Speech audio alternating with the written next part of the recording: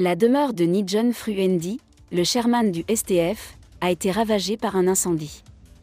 Des individus se disant séparatistes ont allumé le feu à l'habitation de Ni John Phru Ndy au petit matin de ce samedi 15 juillet à Baba 2, près de Bamenda, dans le département de la Mesame, région du Nord-Ouest. Les images diffusées sur les réseaux sociaux montrent la violence des flammes. Une situation qui met sérieusement en péril les funérailles de celui qui aura marqué la scène politique du Cameroun pendant plus de 3 décennies. Désolé de vous interrompre, ce rapport peut contenir des commentaires soumis au choix de l'auteur. S'il vous plaît, si vous êtes nouveau sur cette chaîne, veuillez vous abonner et activer la cloche de notification. De cette façon, vous serez averti lorsque nous publierons de nouveaux rapports sur cette même chaîne. Merci. Concernant les funérailles de Ni John Phru Ndy, après la sortie du corps le 28 juillet, une grande cérémonie écuménique aura lieu au Palais des Sports de Warda à Yaoundé. Elle sera suivie du transfert du cercueil à Bamenda où d'autres activités sont prévues avant l'enterrement le 29 juillet 2023 qui, normalement est prévu à Baba 2 son village natal.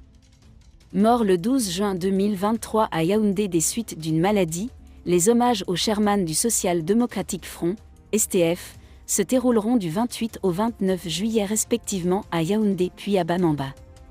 Après la sortie du corps dans une chambre mortuaire de Yaoundé suivra une grande cérémonie écuménique au Palais des Sports.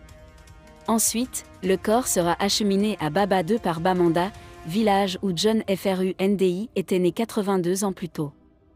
Le convoi funéraire partira de Yaoundé le 27 juillet et fera 2 arrêts le 28 juillet dans la région de l'Ouest, précisément à Bafoussam et à Mbouda. Cela donnera l'occasion aux militants et sympathisants du STF Ouest de faire leurs adieux à celui qui aura été pendant plus de 30 ans le principal opposant politique du président Paul Biya au pouvoir depuis le 6 novembre 1982. Par hasard, les hommages au chairman sont programmés aux dates qu'il avait choisies pour présider son dernier congrès national du STF en tant que président du parti. Intervenant dimanche 9 juillet à La Vérité en face, sur Equinox Télévision, le sénateur Jean Tsomlou a annoncé qu'une décision d'une importance majeure pour le parti clôturera les hommages au chairman. Elle sera rendue publique le même 29 juillet.